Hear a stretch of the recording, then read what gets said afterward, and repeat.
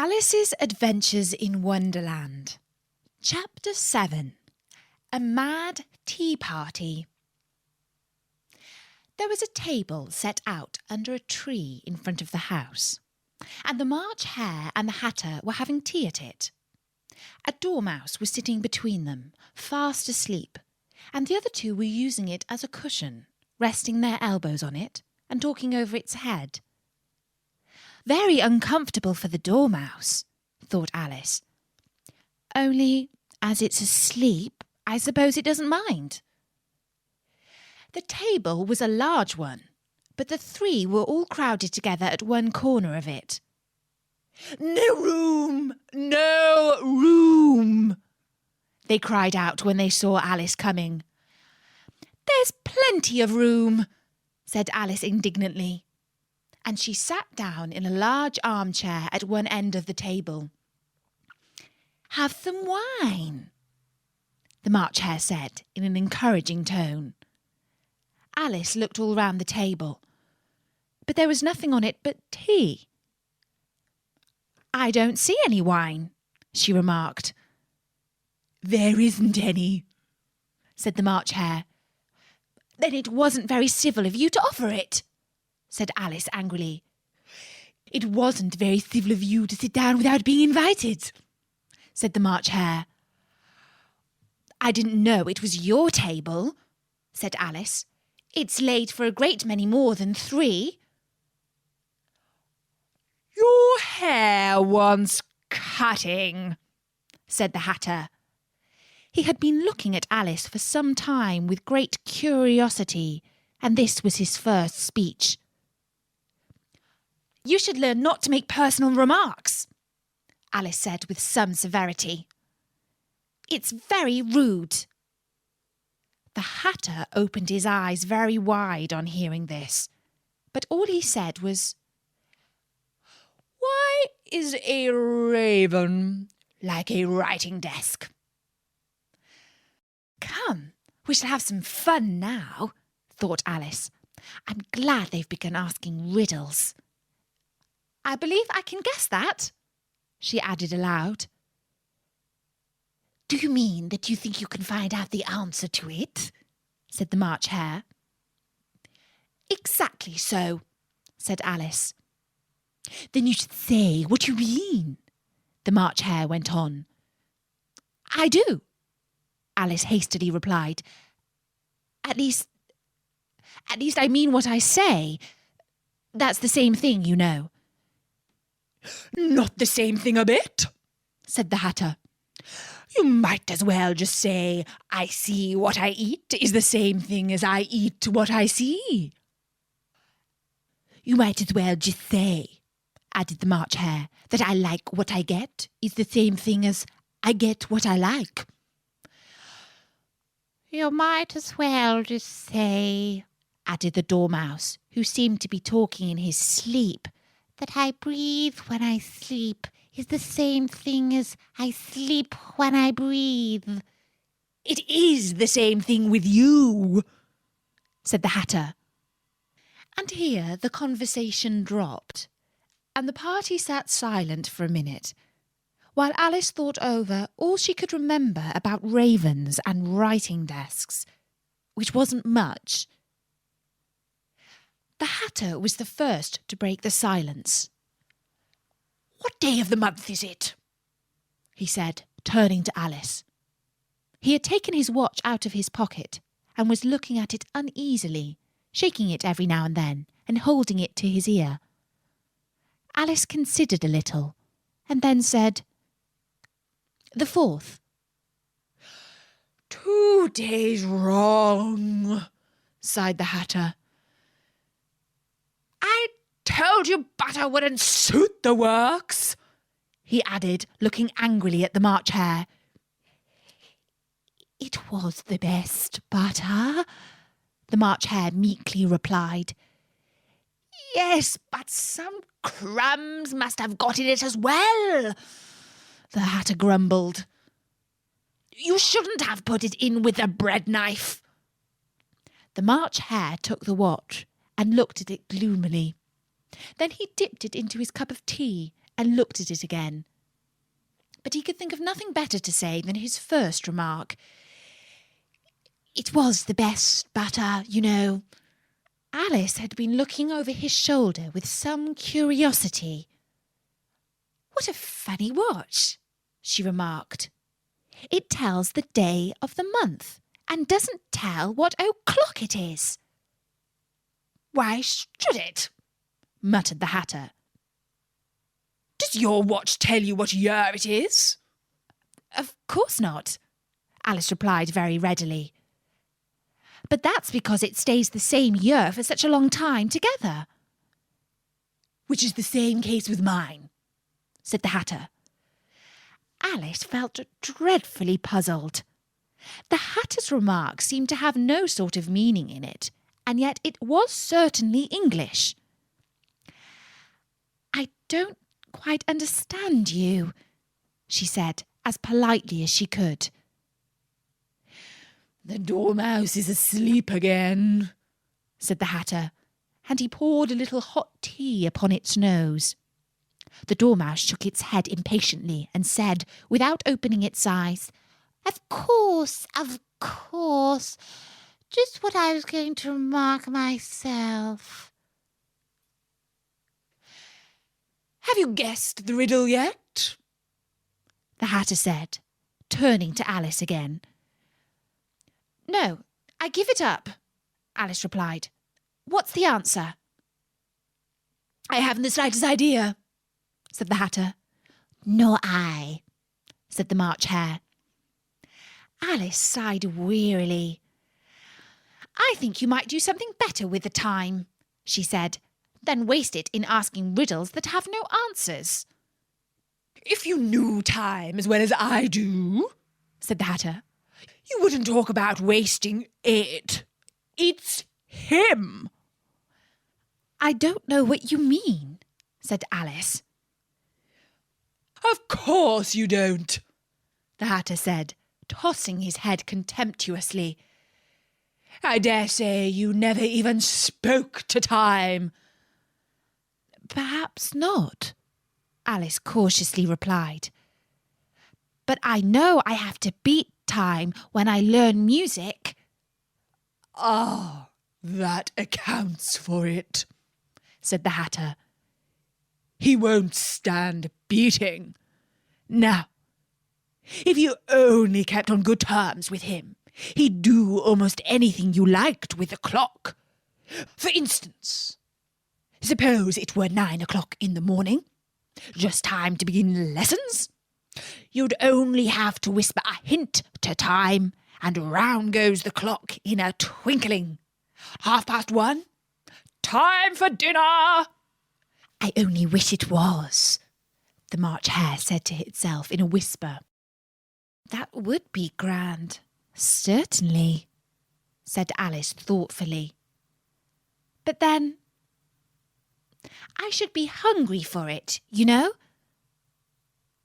Not at first, perhaps, said the Hatter. But you could keep it to 1:30 as long as you liked. Is that the way you manage? Alice asked. The Hatter shook his head mournfully. Not I, he replied. We quarrelled last March, just before he went mad, you know, pointing with his teaspoon at the March Hare.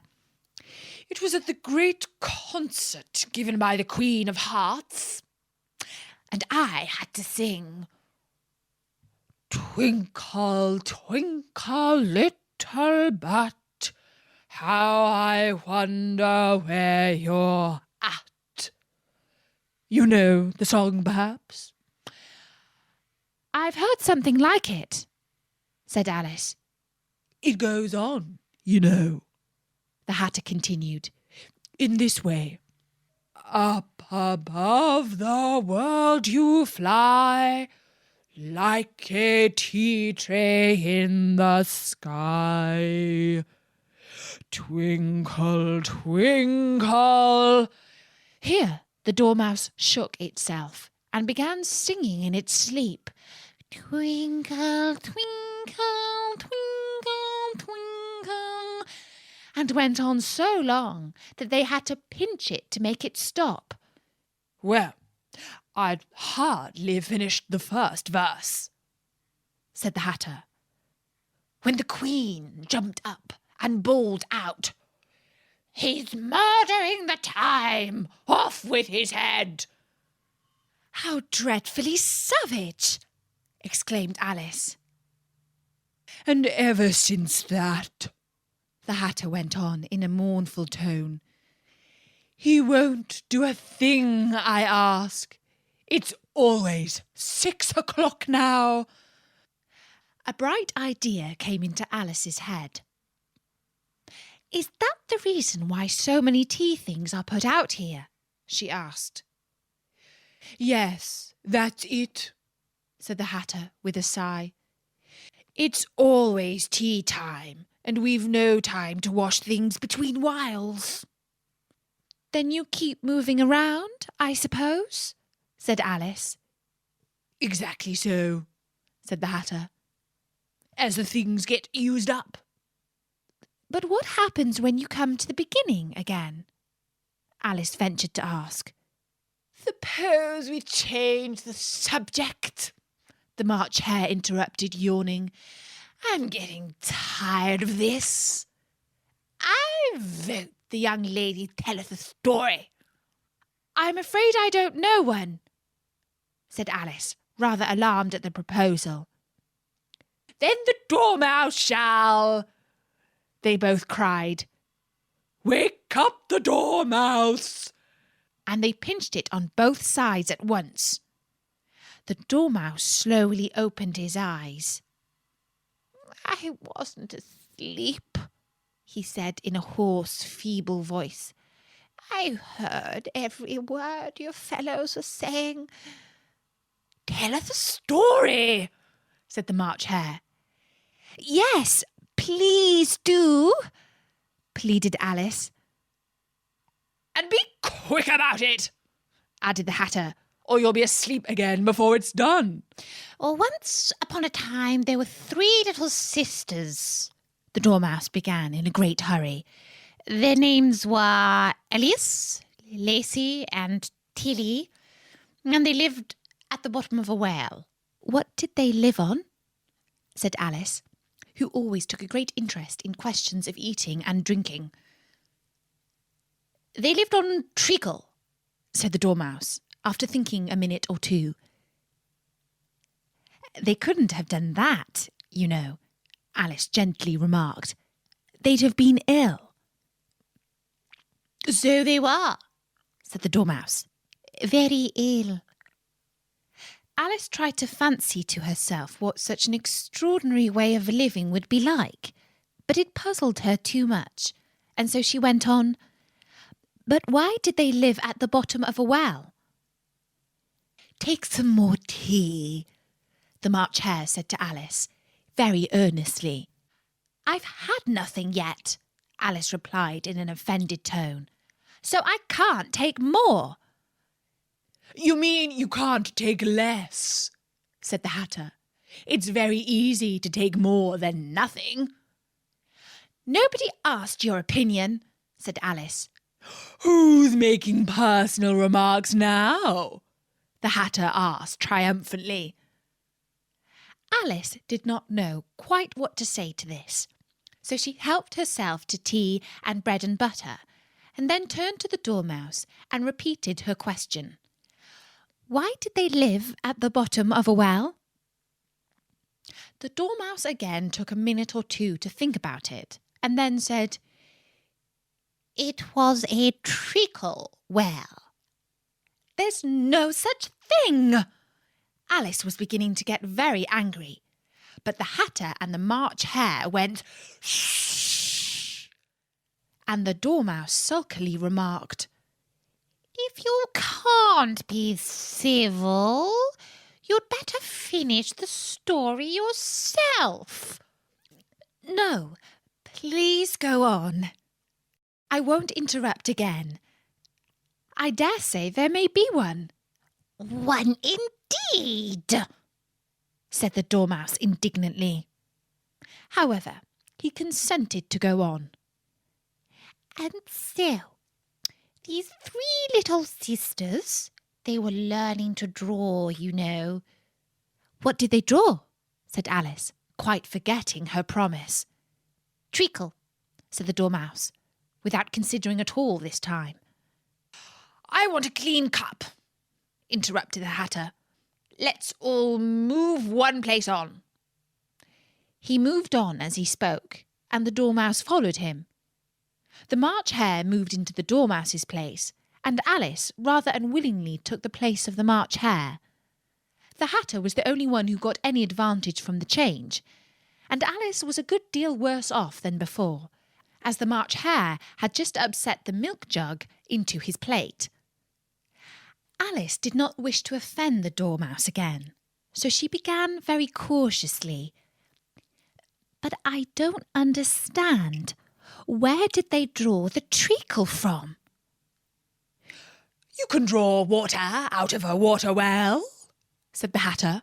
"So I should think you could draw treacle out of a treacle well, stupid."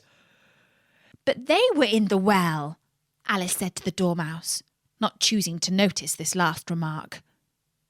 "Of course they were," said the Dormouse. "Well in." This answer so confused poor Alice that she let the Dormouse go on for some time without interrupting it.